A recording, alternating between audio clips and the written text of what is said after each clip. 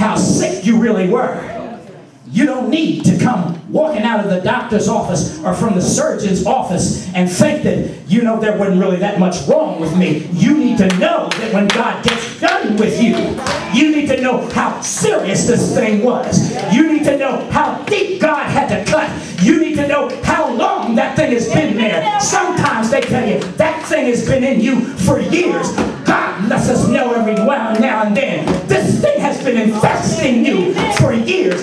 This just didn't pop up overnight. You need to know the length and the time and the depth and the trouble that we went to get this thing out of you. That after you have received the proper treatment, make sure that you don't go back again. Make sure that you, everything that I prescribe for you, when they say there's balm in Gilead, when God heals you spiritually, you got to make sure that when 9 o'clock comes, you take the dosage. That when 12 o'clock comes, you take another.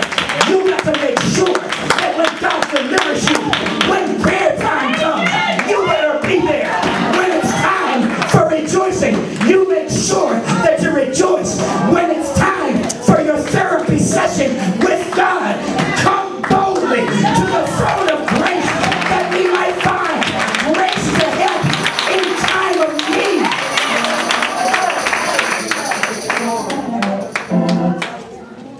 There are people who with sicknesses, because sickness is not just about the body.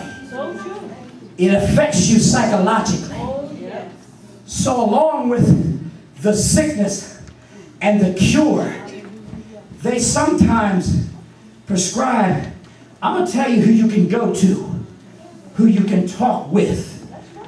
If it's cancer, they have cancer clinics or cancer survivors. And they tell you, oh, I have this thing and I beat this thing here, and they have people who can talk to you about the psychological part of it. When you've been delivered, and then they get it. Now you may laugh, but there are those who have lost loved ones, and then they have groups of other folk that have lost loved ones, and they comfort one another. When your sickness has been diagnosed, and now you find yourself a survivor, you need to get around other survivors. That's part of your therapy. Fail not the assembling of yourselves together as the manner of some is. That's part of your therapy. You just don't leap and shout and talk about, I'm healed spiritually by his stripes and physically, and this go running on. But you need the ongoing therapy every year. When you are sick and they find out you got a problem, your visits to the doctor will be more frequent than somebody that has a clean bill of health. Instead of coming once every 5 years, I want to see you every 6 months. Some of us have got to be there a little bit more frequently. Amen. That's not saying that others don't need it, but your condition was much more serious. So you got to get there when it's time. Your time may be, well, that ain't fair. I only see Brother Richard once a month.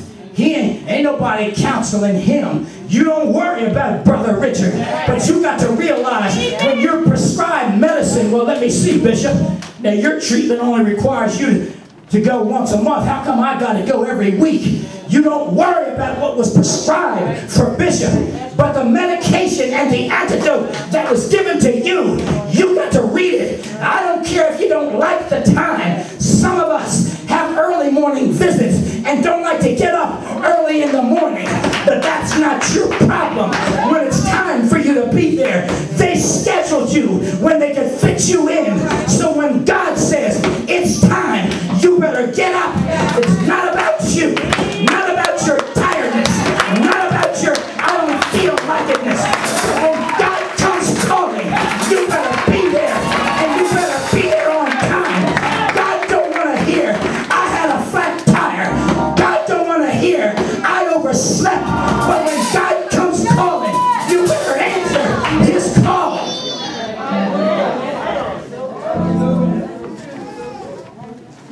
Don't think.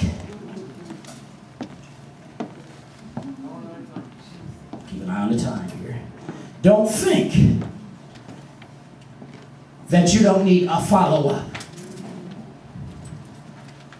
Well, I know a gentleman who didn't take his medication for 3 years.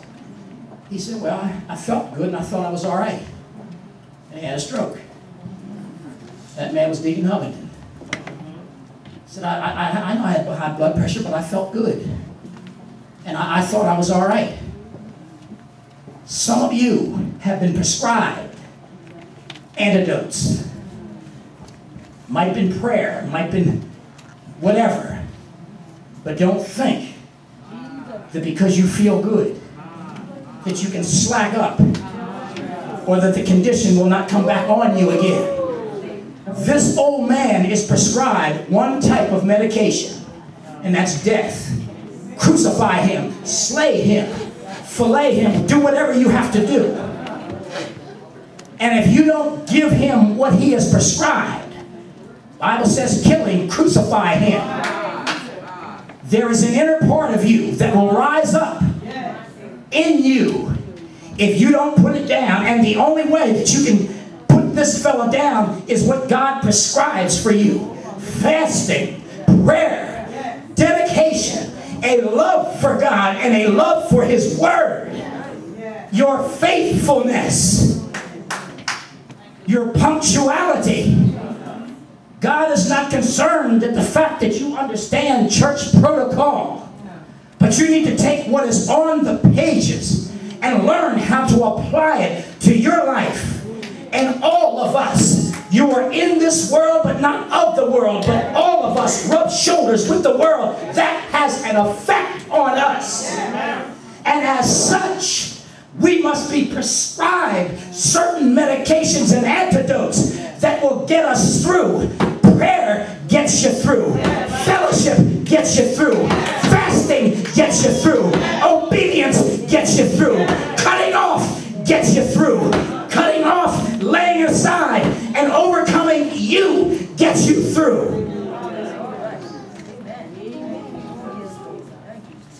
Sometimes that spiritual song and that making melody in your heart is just what the doctor ordered.